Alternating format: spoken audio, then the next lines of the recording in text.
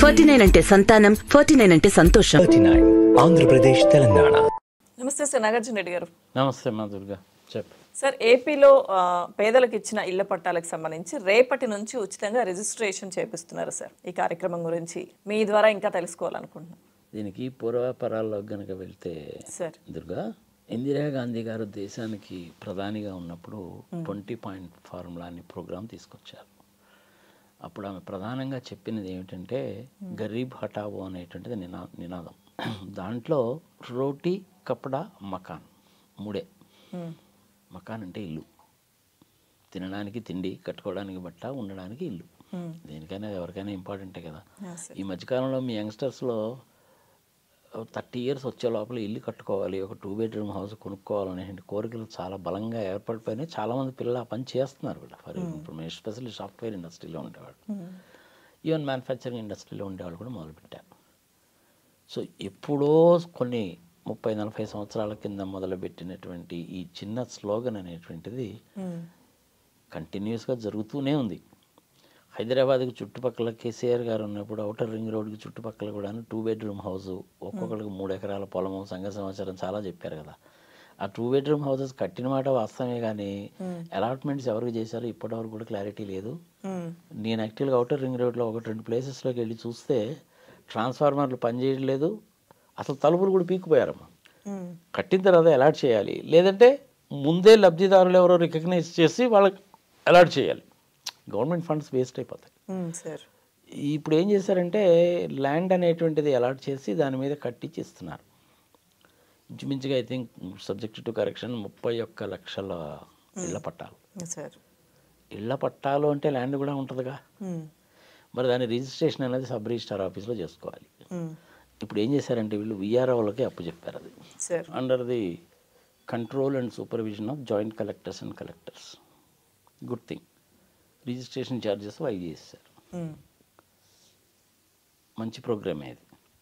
రాజశేఖర రెడ్డి గారు ఉన్నప్పుడు కూడాను ఇందిరమ్మ ఇల్లు అని చెప్పి మొదలుపెట్టారు, కొంతవరకు చేశారు. ఇవన్నీ కూడాను నిరంతర ప్రక్రియలమ్మా. ఇది కంటిన్యూస్గా జరుగుతూ ఉంటాయి. గవర్నమెంట్స్తో సంబంధం ఉండదు. ఒక కొత్తగా స్కూల్ పెట్టారన్నా, కాలేజీ పెట్టారన్నా, హాస్పిటల్లో బెడ్ కెపాసిటీ పెంచారన్నా, పల్లెటూళ్ళని లింక్ చేస్తూ మెయిన్ రోడ్స్కి రోడ్స్ వేశారన్నా, ప్రాజెక్టులు పెడుతుంటారు, కెనాల్స్ వస్తుంటాయి, అందులో సిల్ట్ పెరిగిపోతుంటుంది, సిల్ట్ తీస్తుంటారు, చెరువుల్లో పూడికలు తీస్తూ ఉంటారు. ఇవన్నీ కూడా నిరంతర ప్రక్రియ, ఇర్రెస్పెక్ట్ ఆఫ్ ద గవర్నమెంట్స్ జరుగుతుంటాయి. ఒక గవర్నమెంట్ ఎక్కువ ఖర్చు పెట్టచ్చు, ఒక గవర్నమెంట్ తక్కువ ఖర్చు పెట్టచ్చు.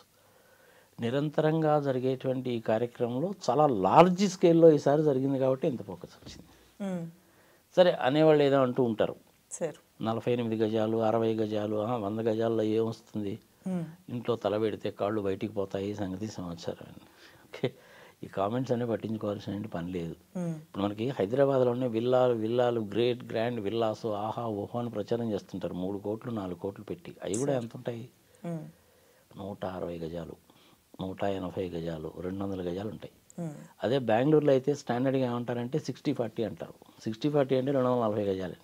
ఓకే, ఆ 160 గజాల్లోనూ 200 గజాల్లోనూ డూప్లెక్స్ విల్లా, ట్రిప్లెక్స్ విల్లా, సంగతి సమాచారం కట్టిస్తారు. గట్టిగా కనుక మాట్లాడితే నువ్వు కనీసం ఒక 4 మొక్కలు వేసుకుందామంటే కూడా చోటు ఉండదు. 2 కార్లు పెట్టుకోవడానికి కుదరదు, ఒకటి లోపల ఉంటే ఒకటి బయట పెట్టాలి.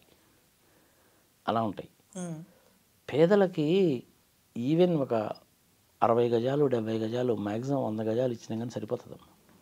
That's enough. ఇల్లు కట్టించిస్తారు. సరే, క్వాలిటీ ఎట్లుంటుంది ఏమిటి సంగతి, that is a different thing. టిడ్కోలో ఇల్లు కట్టారు, అదొక పెద్ద బోగస్ అయిపోయింది, పెద్ద స్కామ్ అయిపోయింది, గందరగోళం అయిపోయింది. అలాట్ చేయలేదు, మళ్ళీ వాళ్ళనే డబ్బులు కట్టమన్నారు. అయ్యేమో వాళ్ళు గృహప్రవేశాలు కూడా చేయలేదు, కానీ ఈఎంఐలు మిమ్మల్ని కట్టుకోమన్నారు కాబట్టి బ్యాంకులో వాళ్ళు వచ్చి వీళ్ళని వేధించడం మొదలుపెట్టారు. ఇప్పుడు మిలిటరీ వాళ్ళకి కూడాను రిటైర్ అయిన వాళ్ళకి ఇస్తారమ్మా. ఇప్పుడు మనకు హైదరాబాద్లో సైనిక్పురి, వాయుపురి ఇవన్నీ ఉన్నాయి కదా, వీటన్నిటికి కూడా గవర్నమెంట్ వాళ్ళు ల్యాండ్ ఇచ్చేవాళ్ళు. అప్పుడు ఏం చేసేవాళ్ళంటే 500 గజాలు 600 గజాలు ఇచ్చేవాళ్ళం. అందుకని మీకు సైనిక్పురిలో ఇల్లు చూడండి ఎట్లా ఉంటాయో. వాళ్ళకి ల్యాండ్ ఇచ్చారు, వాళ్ళు ఇల్లు కట్టుకున్నారు, విశాలంగా ఉంటాయి. వాళ్ళకి అప్పుడు కండిషన్ ఏం పెట్టారంటే 25 సంవత్సరాలు టైం పీరియడ్ పెట్టారు. అప్పుడు 25 సంవత్సరాల తర్వాత వాళ్ళు ఏమైనా చేసుకోవచ్చు. ఓకే, ఇప్పుడు ఈ ప్రోగ్రాంలో ఏం చేశారంటే 10 years తర్వాత మీరు అమ్ముకోవడం కానీ, తాకట్టు పెట్టుకోవడం కానీ, బ్యాంకులో లోన్ తీసుకోవడం కానీ ఏదైనా చేయొచ్చు అన్నారు. దానికి చట్టాన్ని అమెండ్ చేసి అది ఇన్కార్పొరేట్ చేశారు. మంచిదే. సో నాకు తెలిసినంత వరకు రిజిస్ట్రేషన్ ఫీజు అనేటువంటిది వైవ్ చేయడం బాగుంది. విఆర్ వాళ్ళకి కలెక్టర్ సూపర్విజేషన్లో రిజిస్ట్రేషన్స్ బాగున్నాయి. అది 1/2 సెంట్ అయి ఉండొచ్చు, సెంట్ అయి ఉండొచ్చు, సంగతి సమాచారం సరిపోతుంది. వాళ్ళకి హెవీ బడ్డెన్ అంటూ ఉండదు. 10 సంవత్సరాల తర్వాత వాళ్ళ కుటుంబ అవసరాలకు ఇది ఏమైనా చేసుకోవచ్చు, అమ్ముకోవచ్చు, రెంట్కి ఇచ్చుకోవచ్చు, ఇంకోటి ఏమైనా చేసుకోవచ్చు, బాగానే ఉంది. ఆ యాక్ట్ మొత్తం నేను అంత డీప్గా చదవలేదు కానీ వచ్చినటువంటి న్యూస్ని బట్టి మటుకు ఇదనమాట. It's a good thing. It's a huge programme. అది 31 lakh houses at one stroke అంటే ఇట్స్ అ హ్యూజ్ థింగ్. వచ్చే నెల 9వ తారీఖు లోపల మొత్తం పూర్తి చేసేయాలన్నారమ్మా. కానీ నేను విన్నది ఏంటంటే దీనికి సంబంధించినటువంటి ఒక సీనియర్ గవర్నమెంట్ అఫీషియల్స్తో చెప్తే I think they have started it somewhere in the month of October. Okay, అంటే అక్టోబర్, నవంబర్, డిసెంబర్, జనవరి 4 నెలలు కదా, 4 నెలలు ప్రీ ప్రోగ్రామ్ అనమాట. కానీ మనకు న్యూస్లో ఎక్కడ అయితే రాలేదు. సార్ వీళ్ళకి ఏంటంటే ప్రతి ఒక్కటి కూడా చెప్పుకునేటువంటి అలవాటు లేదమ్మా. ఇప్పుడు కాంగ్రెస్ వాళ్ళు ఉన్నారనుకోండి, వాళ్ళు చేస్తారు కానీ చెప్పుకోరు. బీజేపీ వాళ్ళు ఉన్నారనుకోండి, 10 రూపాయలు పనిచేసి 1,00,000 రూపాయలు డబ్బా కొట్టుకుంటారు. ఈ తెలుగుదేశం వాళ్ళు కూడా అంతే, 1,00,000 కోట్ల వ్యవహారంలో అయినా ఉంటుంది. చేసేది తక్కువ, చెప్పేది ఎక్కువ. కానీ వీళ్ళేమో యాక్టివ్గా చేస్తారు, అయినా కానీ చెప్పుకోరు. అది సరే, ఒక్కొక్కటి పాలసీ ఒక్కో రకంగా ఉంటుంది, మనం ఏం చేయలేం. ఓవరాల్గా ఏంటంటే it's good policy, let it go on. Jaganmohan Reddy ప్రభుత్వంలో చేసిన మంచి పనులలో ఒకటే అని చెప్పి చెప్పుకోవచ్చు. స్కూల్స్ని బాగానే బాగుపడ్డాయి. ఈవెన్ మా ఊళ్ళో ఉండండి, మా స్కూల్కి మేము అందరం కూడా డొనేషన్ ఇచ్చి 6 ఎకరాల పొలం కానీ మంచి రూమ్స్ గేమ్స్ కట్టాము. గవర్నమెంట్ కూడా 1.5 crores ఇచ్చింది. డిజిటల్ క్లాస్ రూమ్స్ అవి పెట్టాము. మనం ఎప్పుడన్నా విన్నాం డిజిటల్ క్లాస్ రూమ్స్? లేదు, ఎక్స్పెక్ట్ చేయలేదు కదా. పిల్లలందరికీ కూడా ట్యాబ్లు ఇచ్చారు, అందులో బైజూస్ కూడా లోడ్ చేసి ఇచ్చారు, మంచిదే అది. దెన్ నిన్న రిపబ్లిక్ డే పెరేడ్లో ఆంధ్రప్రదేశ్లో శకటం చూసేవా నువ్వు? చాలా బాగుంది అది, పిల్లలది శకటం. సేమ్ డ్రెస్ వేసుకొని పిల్లలు డ్యాన్స్ చేస్తూ వెనక వాళ్ళ టీచర్లు కూడా ఉండి, it's a good thing. Even ఆడియన్స్లో కూడా చాలామంది అప్రిషియేట్ చేశారు దాన్ని. మనకి యూరోపియన్ కంట్రీస్లో కొన్నిట్లో అయితే ఎడ్యుకేషన్ ఫ్రీ అమ్మా వాళ్ళకి.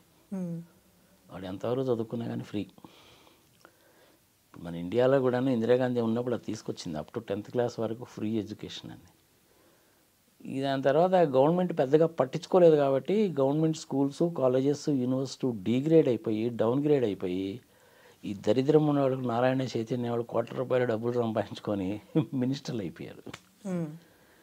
ఎప్పుడు కూడాను ఎడ్యుకేషన్ ఒకటి, health, irrigation, APSRTC, telecommunications, transportation, railways, ఇట్లాంటివన్నీ కూడాను ప్రభుత్వం చేతిలోనే ఉండాలమ్మా. ప్రైవేట్ వాళ్ళ చేతుల్లోకి పోయినంటే మటుకు ప్రజలను దోచేస్తారు అంతే. ఏపీఎస్ఆర్టీసీ ఉండబట్టి జనాలు బతికిపోతున్నారు, కానీ నష్టాలు వచ్చినా సరే దానికి. ఇంకా లేకపోతే మనం చూసాం కదా, మనం కోళ్ళ పందాలు ఆడుకోవడానికి సంక్రాంతి అప్పుడు కానీ పోతే ₹1,000 టికెట్కి 4,000 వసూలు చేశారు. అది కూడా ఏంటి, నిలబడ్డా అదే రేట్ అంట, కూర్చున్నా అదే రేట్ అంట. నేను కూడాను షిరిడి వెళ్ళినప్పుడు చూసేవాళ్ళం అమ్మా. ఏపీఎస్ఆర్టీసీ బస్సెస్ తక్కువ ఉండేవి కాబట్టి ప్రైవేట్ బస్సెస్లో వెళ్ళక తప్ప కాబట్టి వెళ్ళేవాళ్ళం. లేదంటే ట్రైన్లో కనుక వెళ్తే, ఇంతకుముందు షిరిడీకి ట్రైన్ లేదు, ఇప్పుడంటే షిరిడీ వరకు ట్రైన్ ఉంది. కానీ తర్వాత ఎయిర్పోర్ట్ కూడా వచ్చిందనుకో, అప్పుడు మనల్ని పికప్ పాయింట్ దగ్గర ఎక్కించుకున్నప్పుడు మటుకు ఏమి ఉండదమ్మా. తర్వాత మనకి ఏదో నిద్రపోతాం అనుకో, జహీరాబాద్ దాటేసరికి మనకు నిద్ర వస్తుంది, మనం నిద్రపోతాం. మధ్యలో ఎక్కడైనా కానీ లేచి చూస్తే కనీసం 20 మందికి స్టూల్స్ వేసి కూర్చోబెడతారు. ఏపీఎస్ఆర్టీసీలోనూ వాటిలో అయితే అట్లా చేయరు. అది తేడా. ఏపీఎస్ఆర్టీసీలో డ్రైవర్కి 4 గంటల తర్వాత కనుకైతే లాంగ్ జర్నీస్లో ఇంకో డ్రైవర్, రీప్లేస్మెంట్ డ్రైవర్ ఉంటాడు. ప్రైవేట్ బస్సులో అలా ఉండరు. Any that is a different topic. నేను ఆల్టుగెదర్ ఇప్పుడు జరుగుతున్న ప్రోగ్రామ్ అంటే మంచి ప్రోగ్రామే, అప్రిషియబుల్ ప్రోగ్రామ్. సరే, ఇంకా అపోజిషన్ పార్టీలో ఉండేవాళ్ళు వాళ్ళు లేదో పనికి మనలో లేదో అంటుంటారు. అదే నేను చెప్పాను కదా, అది తల లోపల ఉంటే కాళ్ళు బయట ఉంటాయి, ఏంటిది సంగతి సమాచారం అంటుంటారు. 2 ఎకరాల్లో ఇల్లు కట్టుకునేంటి చంద్రబాబు నాయుడికి 48 గజాల్లో ఇల్లు అంటే అలాగే కనపడుతుంది. పచ్చగా పచ్చగా లోకం అంతా పచ్చగానే కనపడుద్ది కదా. 48 గజాల్లో నిజంగా ఇల్లు కట్టుకోలేమంటే ఒక చిన్న కుటుంబానికి సింగిల్ బెడ్రూమ్ హౌస్ చక్కగా కట్టుకోవచ్చు. Very well possible. ఎవరి స్టేటస్ వాళ్ళదేనమ్మా సొసైటీలో. ఇప్పుడు అంబానీ కట్టుకున్నట్టు 27 అంతస్తుల భవనము, 600 మంది వర్క్ ఫోర్స్ అనేసి అంటే నేను ఎఫర్ట్ చేయలేను. ఎవరి స్టేటస్ వాళ్ళదే కదా. వాళ్ళ ఎకనామికల్ స్టేటస్ అనేది ఎవరి స్టేటస్ వాళ్ళదే. వంశపారంపర్యంగా వచ్చిన స్టేటస్ ఉంటుంది, వాళ్ళు సొంతగా సంపాదించుకున్న స్టేటస్ ఉంటుంది. ఆ స్టేటస్లో వీళ్ళు పనికి మాలిన పనులు చేసేటువంటి వాళ్ళు కూడా చాలామంది ఉంటారు. ఇక అదంతా ఒక పెద్ద హిస్టరీ అనుకో. ఎనీహా ఓవరాల్గా ప్రోగ్రామ్ మంచిదే. అది అసలు ఏమీ లేని పేదవాళ్ళకి కొంత స్థలం ఇవ్వడం, దానిలో మళ్ళీ రిజిస్ట్రేషన్ చేసి ఇవ్వడం, అంటే ఒక చిన్న కుటుంబం హ్యాపీగా ఇల్లు కట్టుకోవచ్చు కదా సార్. వాళ్ళు అప్పుడు అసలు స్థలం అనేది లేని పేదవాళ్ళు అదే ఆలోచిస్తారు కదా సార్. ఆబ్వియస్లీ కదా. అదే అమరావతి ఏరియాలో కావచ్చు, వైజాగ్ కావచ్చు, విజయనగరం కావచ్చు, ఎక్కడైనా సరే కావచ్చు.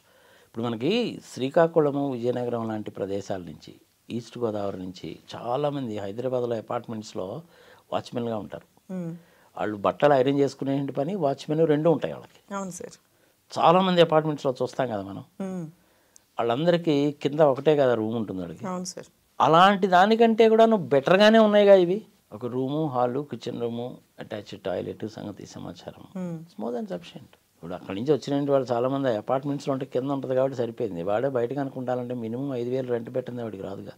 వాడు 15,000 సంపాదనలో 5,000 రెంట్కి పోతే వాడు 10,000 రూపాయలతోటి పిల్లల్ని ఏం చదివించుకుంటాడు? ఎందుకైనా కానీ కష్టమే కదా వాడికి. So something is better than nothing. అత్యాశకి పోవద్దు, ఉన్నదాంతో సంతృప్తి చెందండి, అంతే. ఇంతకుముందు అయితే మీకు అమ్ముకోవడానికి బ్యాంకులో తాకట్టు పెట్టి డబ్బులు తెచ్చుకోవడానికి కూడా అవకాశం లేదు. 10 సంవత్సరాల తర్వాత అవకాశం కూడా కల్పించారుగా. కానీ మన వాళ్ళు కూడా తెలివితేటలు ఎట్లా ఉంటాయంటే, ఫాదరు మదరు 2 పిల్లలు ఉన్నారనుకోమ్మా, పిల్లలిద్దరికి పెళ్ళిళ్ళు అయిపోయినాయి. వీళ్ళకి ఒక హౌస్ వస్తుంది, ఆ 2 పిల్లలకి ఒక హౌస్ వస్తుంది. వీళ్ళు ఎంత తెలివిగా చేస్తారంటే ఎక్స్ట్రా తెలివితేటలు ఉపయోగించి ఆయన పేరు మీద ఒక ఇల్లు, అంటే ఫాదర్ పేరు మీద ఒక ఇల్లు, మదర్ పేరు మీద ఒక ఇల్లు పెట్టుకునేది కూడా చేస్తారు. అది ఎట్లా కుదురుతుందండి అని మీరు అడగచ్చు. డైవర్స్ సర్టిఫికేట్ కన్నా ప్రొడ్యూస్ చేసామనుకో మనము, ఓహో ఇతనికి ఇల్లు వస్తుంది, ఆమెకి ఇల్లు వస్తుంది. ఇలాంటి ఎక్స్ట్రాలు కూడా చాలా పనులు కూడా చాలా చేస్తూ ఉంటారు. మీ ఫ్యాక్టరీలో ప్రాక్టికల్గా చూసామమ్మా మేము. మిసెస్ గాంధీ ఉన్నప్పుడు ఏంటంటే, అది ల్యాండ్ రిఫార్మ్స్ యాక్ట్ తీసుకొచ్చినప్పుడు మనకి ఆంధ్రప్రదేశ్లో కొన్ని ఏరియాస్లో, అంటే ప్రజలకు అర్థం కావాలి కాబట్టి చెప్తున్నాను, మెట్ట భూమి అయితే 36 ఎకరాలు, మాగాణి అయితే 18 ఎకరాలు ఉండొచ్చు. ఏదైనా కుటుంబానికి 30 ఎకరాలు ఉందనుకోండి, మాగాణి అంటే వరి పండేది, భార్యాభర్తలు 2 డైవర్స్ తీసుకున్నారమ్మా. ఆయనకి 18, ఈయనకి 18 అంటే 36 ఎకరాలు కదా. వీడికి యాక్చువల్గా ఉన్నది 30 ఎకరాలే. సో 1 ఎకరం ల్యాండ్ పోలేదు. కానీ 2 కలిసి ఒకే ఇంట్లో ఉంటారు, చట్ట ప్రకారం మటుకు విడాకులు. ఇప్పుడు ఇళ్లలో కూడా అలాంటి పనులు చేస్తారేమో, గవర్నమెంట్ జాగ్రత్త చూసుకోవాలి. అది రైట్. ఇంకా సార్ అయితే ఇప్పుడు 10 years తర్వాత వాళ్ళు కావాలంటే అమ్ముకోవచ్చు, లేకపోతే తాకట్టు పెట్టుకోవాలంటే పెట్టుకోవచ్చు, లోన్లు తీసుకొచ్చి ఇవన్నీ చెప్పారు. అసలు ఏదైనా గవర్నమెంట్ ఇచ్చేదానికి ఇటువంటి కండిషన్స్ ఎందుకు పెడతారు సార్? పెట్టకపోతే ఎట్ట కుదురుతుంది మనకు? Subject to terms and conditions ఎప్పుడైనా కానీ. ఇప్పుడు వాడు ఏం చేస్తాడంటే, ఆ 10 సంవత్సరాల దాకా నువ్వు అమ్మడానికి వీల్లేదు, ట్రాన్స్ఫర్ చేయడానికి వీల్లేదనే కండిషన్ కనుక లేకపోతే, రేపు సోమవారం అలాంటి చేయించేసుకొని మంగళవారం వేరే వాడికి అమ్మేసి మళ్ళీ బుధవారం నాకు ఇల్లు లేదండి అంటాడు. అందుకని ఇలాంటి కండిషన్ పెడతారు. అన్యాయం కదా అది మరి. అందుకని ఇలాంటి కండిషన్లు పెడతారు. నిన్న మొన్నటి దాకా నీకు ఇల్లు లేదు, అద్దీంట్లో ఉంటున్నావు, మురికి వాళ్ళలో ఉంటున్నావు, కింద మీద పడుతున్నావు. ఇప్పుడు నీకు శుభ్రంగా ఉండడానికి ఇల్లు ఇచ్చారుగా, మరి దాంట్లో నువ్వు ఉండాలి. కానీ పక్క రోజు ఏదో 10,000 రూపాయలకు 15,000 రూపాయలకు వేరే వాడికి అమ్మేసుకుంటేట లాభంతో అమ్మా, మళ్ళీ నష్టంతో కాదు. గవర్నమెంట్ కూడా నువ్వు ఇట్లా కనుక చేసుకుంటూ పోతే ఎంతమందికైనా ఇల్లు ప్రొవైడ్ చేస్తుంది చెప్పండి. ఆ కొనుక్కునేవాడు ఏం చేస్తాడంటే, ఆ కాలనీలో ఇట్లాంటి 10 ఇళ్ళు పోగు చేసేస్తాడు. ఒక్కొక్కటి 50 గజాలు అనేసి 10 ఇళ్ళు అంటే 500 గజాలు. వాడు 500 గజాలని కమర్షియల్ ఏరియా కింద కన్వర్ట్ చేస్తాడు, లేదంటే అపార్ట్మెంట్స్ కడతాడు. వీడు మళ్ళీ నాకు ఇల్లు లేదని గోల. గవర్నమెంట్ ఏం చేయగలుగుతుంది చెప్పు? అందుకనే నేను చెప్పాను, మిలిటరీ వాళ్ళకి సంబంధించింది అయితే 25 ఏళ్ళమ్మా అది సంగతి. దానికి కూడా కారణం ఉంటుందమ్మా. అది ఇప్పుడు 20 సంవత్సరాలు అప్పుడు కనుక జాయిన్ అయితే ఆర్మీలో కానీ నేవీలో కానీ 15 సంవత్సరాలు పనిచేస్తారు అంటే వాడికి 35 ఏళ్ళు వస్తాయి. తర్వాత కావాలంటే వాడు పని చేయొచ్చు, లేదంటే బయటికి వెళ్ళొచ్చు కూడా, అది కూడా ఉంటుంది. అప్పుడు వాడికి 35 years కదా వచ్చింది. వాడు ఇప్పుడు వీళ్ళందరూ కూడా ఏం చేస్తారంటే, బ్యాంక్స్లో సెక్యూరిటీ గార్డ్స్ కిందనో, లేకపోతే ప్రైవేట్ వాళ్ళ దగ్గర డ్రైవర్స్ గానో, దాని కిందనో దీనికి కిందనో వాచ్మెన్ల కింద ఏదో ఒకటి షాపులు పెట్టుకుని ఏదో పని చేస్తుంటారు. వాళ్ళకు కూడాను మన హైదరాబాద్లో సైనిక్పూర్లో అలాట్ చేసినట్టు కనుక చేస్తే 25 సంవత్సరాల కండిషన్ వాళ్ళకి. అంటే ఇప్పుడు 35 + 25 అంటే 60 ఏళ్ళు అవుతుందిగా, రిటైర్మెంట్ ఏజ్ అనమాట. అట్లా పెట్టారు. ఇప్పుడు ఇక్కడ దాన్ని 10 ఏళ్ళే చేశారుగా, బెటరే కదా. సో ప్రభుత్వం ఏదైతే అనుకున్న లక్ష్యం పక్కదారి పట్టకూడదు. అంతే. ఒకసారి ఇల్లు ఇచ్చి ఎంజాయ్ చేసినటువంటి వాడు మళ్ళీ దాన్ని అమ్ముకొని మళ్ళీ నాకు కావాలని అడగకూడదు. ఇప్పుడు గవర్నమెంట్ కూడా చాలా హెవీ బర్డన్ అయిపోతుంది కదా అది, అందుకని పెట్టారు. యాక్చువల్గా మోడీ గారు తీసుకొచ్చిన స్కీము 2022 కల్లా ఇండియాలో ఇల్లు లేనటువంటి వాడు ఉండకూడదు అనేటువంటిది 2014-15లో వాళ్ళు అనౌన్స్ చేశారు. చాలా వరకు ఫుల్ఫిల్ అయింది. ఇప్పుడు ఈ హౌసింగ్ ప్రోగ్రాంలో సెంట్రల్ గవర్నమెంట్ వాళ్ళ పార్టిసిపేషన్ కూడా ఉంటుందమ్మా. ఐ థింక్ అదేదో 1,50,000 దగ్గర నుంచి 2,25,000 వరకు ఏమో సెంట్రల్ గవర్నమెంట్ వాళ్ళే ఇస్తారు. ప్రధాన్ మంత్రి ఆవాస్ యోజన స్కీమ్ కింద ఉంది. యాక్చువల్గా ఈవెన్ బ్యాంకింగ్ రెగ్యులేషన్ యాక్ట్ ప్రకారం, ఆర్బీఐ నామ్స్ ప్రకారం కూడాను హౌసింగ్ అనేటువంటిది ప్రయారిటీ సెక్టార్. ప్రయారిటీ సెక్టార్ అంటే రేట్ ఆఫ్ ఇంట్రెస్ట్ తక్కువ ఉంటుంది. అందులో మళ్ళీ ఫ్లోటింగ్ రేట్ అని కరెంట్ రేట్ అని ఉండేది, ఇప్పుడు మెర్జ్ చేశారనమాట. సో ఓవరాల్గా ఫ్రీగా రిజిస్ట్రేషన్ చేసి కూడా మంచి కార్యక్రమం అంటారు. మంచిది. 31 లక్షలు అనేటువంటిది ఒక్కసారి చేయడం అనేటువంటిది మటుకు ఇట్స్ ఫ్యూజ్ థింగ్ అనమాట. చెప్పే కదా, నేను అక్టోబర్లో మొదలుపెట్టాను సార్, ఇప్పుడు ఫుల్ఫిల్ అవుతుంది. It's a good thing. Let us hope the best. Right sir, thank you sir. Thank so much.